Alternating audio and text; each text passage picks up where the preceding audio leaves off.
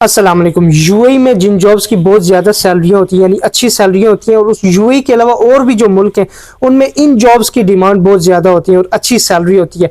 ये जॉब्स अगर आप जॉब करने जा रहे हैं तो इन जॉब्स में से कोई एक सिलेक्ट करें ताकि आपकी सैलरी अच्छी हो और कम टाइम में आप ज़्यादा पैसा बना सकें। उसमें सबसे पहले और मेरी फेवरेट है एमिरेट्स एयरलाइन में केबिन क्रू। आपने देखे होंगे एमिरेट्स एयरलाइन में ही नहीं बल्कि किसी भी एयरलाइन कंपनी में केबिन क्रू की जॉब आप कर सकते हैं। केबिन क्रू की जॉब जो है उनकी सैलरी तकरीबन 10-12 हज़ार से स्टार्ट होती है। 12,000 दिरहम की कह रहा हूँ, ठीक है। 10-12 हज़ार दिरहम से स्टार्ट होके 20 हज़ार तक ये सैलरी ये लोग प्रोवाइड करते हैं। डिपेंड करता है आपकी कंपनी पे, कौन सी एयरलाइन पे आप काम कर रहे हैं। जो केबिन क्रू की जॉब है वो 12 पास जो बंदे हैं वो भी अप्लाई कर सकते हैं इसमें, यानी कि इंटरमीडिएट आपने किया है तो आप उसमें एलिजिबल होते हैं यहाँ पे अप्लाई करने के। उनका जो क्राइटेरिया होता है, एक कंपनी है जो जॉब पोस्ट करती है अपनी वेबसाइट में, अपने कैरियर्स पोर्टल में या कहीं भी, तो उसमें वो लोग रिक्वायरमेंट्स जो लिखते हैं उसमें ये लोग लिखते हैं कि जो एजुकेशन है वो 12 पास होनी चाहिए।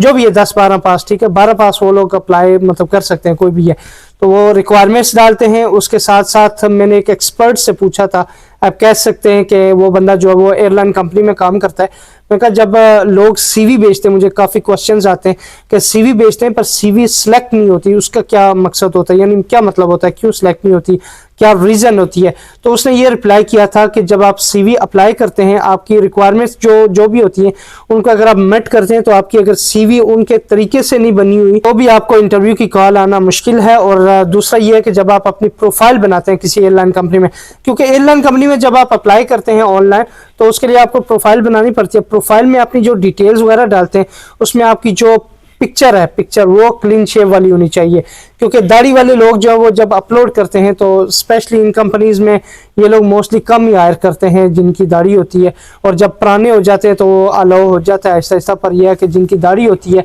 उनका जो है वो मुश्किल होता है सिलेक्शन वगैरह, उनको इंटरव्यू की कॉल जो है वो कम आती है। कि आप कहते हैं जी अल्कोहल सर्व करना चाहते हैं, उसमें आप लिखते हैं कि नहीं करते हैं, तो कोई भी एक पॉइंट नहीं लिखते हैं तो आपकी सिलेक्शन मुश्किल हो जाती है।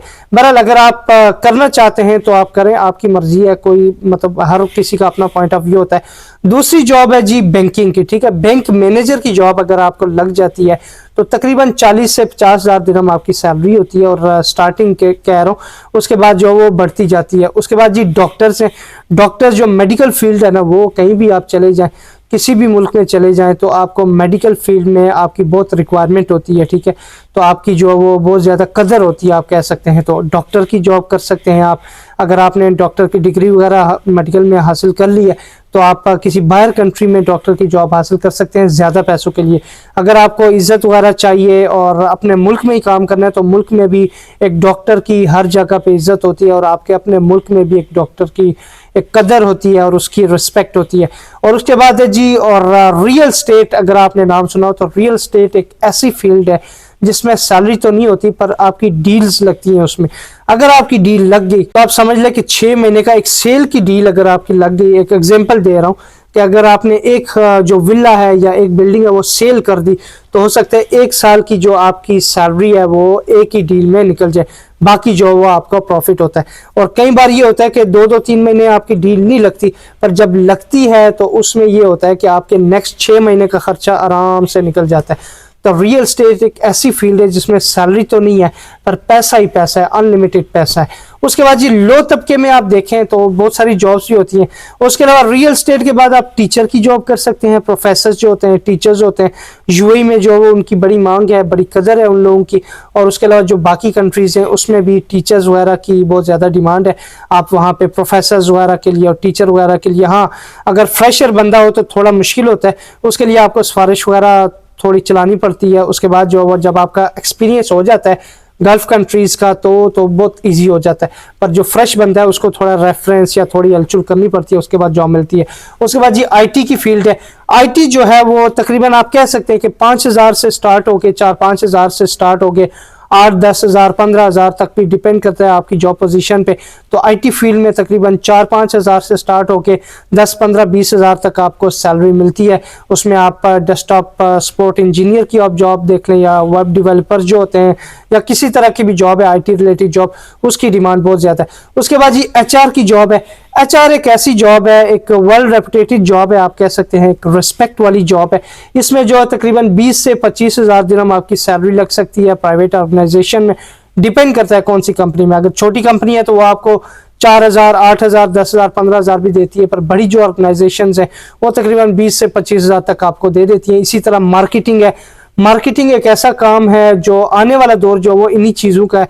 आपने एआई देखा होगा, सिस्टमैटिक थिंग्स जो वो इंक्रीज हो रही हैं, जो जॉब्स इंक्रीज हो रही हैं, तो मार्केटिंग आपको अगर आती है तो हर कोई जो है सोशल मीडिया में मार्केटिंग करवाता है, और मार्केटिंग का जो है बहुत ज़्यादा स्कोप है, तो उसमें आपकी अच्छी सैलरी होती है अगर आप काम करना चाहें। उसके बाद जी अकाउंट्स की जॉब आप कर लें, अगर आपकी ग्रेजुएशन है अकाउंटिंग, उसमें बीकॉम वगैरह किया या इस तरह की जॉब आप करना चाह रहे हैं तो अकाउंट्स में आप जा सकते हैं। अकाउंट्स में तकरीबन 4 से 8,000 तक आपकी सैलरी होती है अकाउंट्स फील्ड में। उसके बाद जी हेल्थ एंड सेफ्टी आ जाता है। हेल्थ एंड सेफ्टी में आपकी स्टार्टिंग सैलरी अगर आप फ्रेशर हैं तो आपकी 3500 तक तकरीबन सैलरी लग जाती है। 3,500 दिरहम आपकी हेल्थ एंड सेफ्टी में जॉब लग सकती है। उसके बाद ये आपका एक्सपीरियंस होता जाए तो आपकी 8,000, 10,000, 6,000, 7,000 इस तरह लगती जाती है। हाँ, उसमें कई लड़के ऐसे ये करते हैं कि जब आप जॉब के लिए अप्लाई करते हैं तो जो भी आपका फॉर एग्जांपल सिक्योरिटी का एक्सपीरियंस है, मोस्टली सिक्योरिटी वाले ही जाते हैं हेल्थ एंड सेफ्टी में, तो आपका सिक्योरिटी का एक्सपीरियंस है तो वो सिक्योरिटी का एक्सपीरियंस आप हेल्थ एंड सेफ्टी करके लिखते हैं। जब आप हेल्थ एंड सेफ्टी करके लिखते हैं कंपनी आपको कॉल करती है, और कॉल करके कई बार हायरिंग खुद लग जाता है, मतलब कि हायरिंग हो ही जाती है। मेरा ये कि फ्रेशर बंदे का तकरीबन 3500 दिरहम से स्टार्ट होती है, और डिपेंड करता है अच्छी कंपनी है तो वो 4500, 5,000 या 4,000 तक भी देती है। और जो एक्सपीरियंस बंदे हैं वो तकरीबन 6, 7, 8,000, 10,000, 12,000 तक भी डिपेंड करता है कौन सी कंपनी में आप काम कर रहे हैं, तो इतनी सैलरी आपको मिल जाती है। उसके बाद अगर आप जॉब करना चाहते हैं तो होटल में जॉब करें। होटलिंग में जी आप रिसेप्शनिस्ट की जॉब कर सकते हैं, जीआरओ जो होते हैं गेस्ट रिसीविंग ऑफिसर्स, या फ्रंट ऑफिस में जॉब कर सकते हैं। ड्यूटी मैनेजर जो होते हैं उनकी सैलरियाँ अच्छी हैं, तकरीबन 10-15 हज़ार तक सैलरी होती है, 8,000। जो रिसेप्शनिस्ट होते हैं वो अगर 2-3 हज़ार सैलरी है तो उसमें आपकी टिप जो है वो 4-5 हज़ार बन जाती है, तो 5-6 हज़ार आप कमाई लेते हैं तकरीबन। और फ्रंट ऑफिस वाले भी सेम है, उसमें जो वेटरिंग और हाउस कीपिंग वगैरह है उसका डिपेंड करता है। और डोर कीपर जो होता है, डोर बॉय जो होता है, बेल बॉय जिसे कहते हैं, जो बेल बॉय है डिमांड भी होती है तकरीबन ठीक ही है, पर उसके बाद अगर आपकी जॉब लग जाए किसी होटल में तो आप जो बेल बॉय की जॉब कर रहे होते हैं वो आपको सैलरी की ज़रूरत नहीं पड़ती, यानी इतनी टिप्स आपकी हो जाती हैं। जब किसी भी गेस्ट को आप रूम से निकाल के चेकआउट करवाते हैं तो उस टाइम पे तकरीबन हर बंदा 50-100 दिरहम आपको दे ही जाता है। ज़्यादा से ज़्यादा भी कंजूस हो तो 20 तो आपको दे ही देगा, अगर कोई जो ज़्यादा कंजूस है।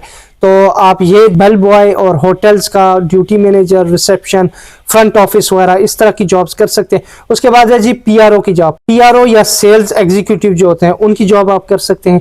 सेल्स एग्जीक्यूटिव की अच्छी डिमांड है और बहुत ज़्यादा जॉब्स वगैरह आती रहती है, तो डिपेंड करता है 4-6 हज़ार, 8 हज़ार, 10 हज़ार तक आपकी सैलरी लग सकती है।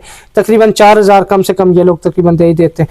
तो उसके बाद है जी पीआरओ की जॉब। जो पीआरओ जॉब है वो भी तकरीबन 4,000-4500 से स्टार्ट होके आपकी डिपेंड करता है कौन सी कंपनी है, किस तरह की कंपनी है। ज़्यादातर लॉजिस्टिक कंपनीज में ज़्यादा सैलरीज होती हैं और डिमांड ज़्यादा होती है, और उसमें जो बोनसेस वगैरह और अच्छी डिमांड हो जाती है।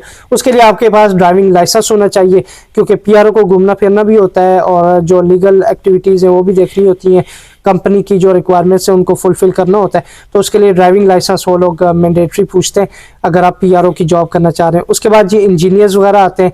इंजीनियर्स में आप इंजीनियरिंग की डिग्री ले सकते हैं, सिविल इंजीनियर है, एमईपी है, और इलेक्ट्रिकल और टेक्निकल वगैरह में आप कर सकते हैं। और बहुत ज़्यादा डिमांड्स होती हैं, बहुत ज़्यादा जॉब्स आती हैं। इंजीनियरिंग एक ऐसी फील्ड है, मैं जब भी जॉब सर्च करता हूँ किसी आपको वीडियो बनाने के लिए तो जॉब्स वगैरह कंपनी की वेबसाइट्स में देखता हूँ, तो मुझे हर वक्त इंजीनियरिंग वगैरह की जॉब्स मिलती ही रहती हैं। तो उनका डिमांड और स्कोप सब ज़्यादा है, और सैलरी भी अच्छी है, और वेल रेपुटेटेड जॉब है, अच्छी जॉब है। एक इंजीनियर करके लोग आपको बुलाते हैं तो आपका सर फखर से बुलंद हो जाता है कि मैं भाई इंजीनियर बन गया। मैं एक एग्जांपल दे रहा हूँ, एक पेंडू स्टाइल में आपको बता रहा हूँ ताकि आपको समझ आए। पर इसको सब्सक्राइब कर लें मेरे चैनल को। अगर इस तरह की वीडियोस आपको चाहिए तो फरहान अब्बासी यूट्यूब चैनल का नाम है, यूट्यूब में लिखें फरहान अब्बासी और सब्सक्राइब कर लें ताकि इस तरह की जॉब्स आपको मिलती रहे। अपना ख्याल रखिएगा। अल्लाह हाफिज़।